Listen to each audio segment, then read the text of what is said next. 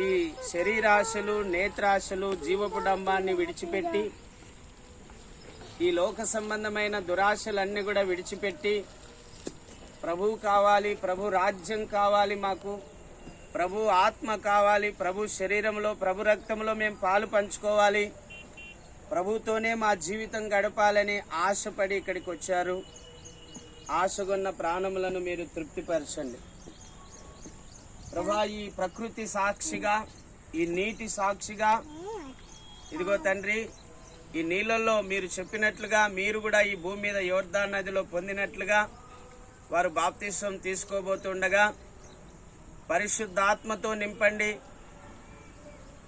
కామ, క్రోధ, మదమత్సర, లోభ, మోహములను జయింపజేయడానికి, లోకాన్ని జయించడానికి, సైతాన్ను జయించడానికి, మరణాన్ని జయించడానికి వాళ్ళకు శక్తినిచ్చి బ్రతుకు దినములన్నీ తోడైండి నడిపించమని నా ప్రార్థన నాయన. ఈరోజు నాకు తోడైండి నన్ను సంరక్షిస్తూ కాపాడుతూ నడిపిస్తున్నట్టుగానే వారికి కూడా తోడైండి సంరక్షించి కాపాడుతూ నడిపించండి నాయన. పాపాన్ని జయించే శక్తి, లోకాన్ని జయించే శక్తి, సైతాన్ను జయించే శక్తి, ప్రభా మరణాన్ని జయించే శక్తి వాళ్ళకు దయచేసి నీ రాజ్య వారసులుగా వాళ్ళను చేసుకోమని నేను ప్రార్థన చేస్తున్నాను నాయన. ఈరోజు తండ్రి, కుమార, పరిశుద్ధాత్మ నామములో వారికి బాప్తిసం ఇస్తూ ఉండగా యేసు ప్రభు అని దేవుడని నమ్మినటువంటి ఈ బిడ్డలకు నీ గొప్ప రక్షణ వారికి దయచేయమని ప్రార్థిస్తున్నాను నాయన. నీ గొప్ప సమాధానం వాళ్ళకు దయచేయమని ప్రార్థిస్తున్నాను నాయన.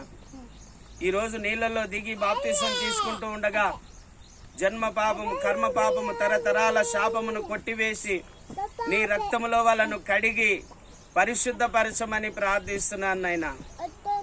ప్రభా, ఆ నీళ్ళల్లో వారు ముంచబడుతున్నప్పుడు నీ వాక్యములో ముంచబడినట్లుగా, నీ రక్తములో ముంచబడినట్లుగా, నీ ఆత్మలో ముంచబడినట్లుగా మీరు సహాయం దయచేయమని నేను ప్రార్థిస్తున్నాను నాయన. అవును తండ్రి, రక్తము చేతను, నీళ్ల చేతను నైనా, వాక్యము చేతను, ఆత్మ చేతను వీళ్ళను పరిపూర్ణంగా నింపమని నేను ప్రార్థిస్తున్నాను నాయన. పరిపూర్ణంగా లీనమవునట్లుగా సహాయం చేయమని ప్రార్థిస్తున్నాను నాయన. ఈ దినము నుండి నాయన నీ వాక్యానుసారంగా జీవించే బిడ్డలుగా చేయండి. నీ వాక్యానికి విధేయులై జీవించేటువంటి బిడ్డలుగా చేయండి. నీ ఆత్మకు విధేయులై జీవించినట్లుగా సహాయం చేయమని ఈ బిడ్డలను నీ హస్తాలకు అప్పగించుకుంటూ యేసు ప్రభు నామములో అడిగి వేడుకొని పొంది ఉన్నాం తండ్రి. ఆమేన్.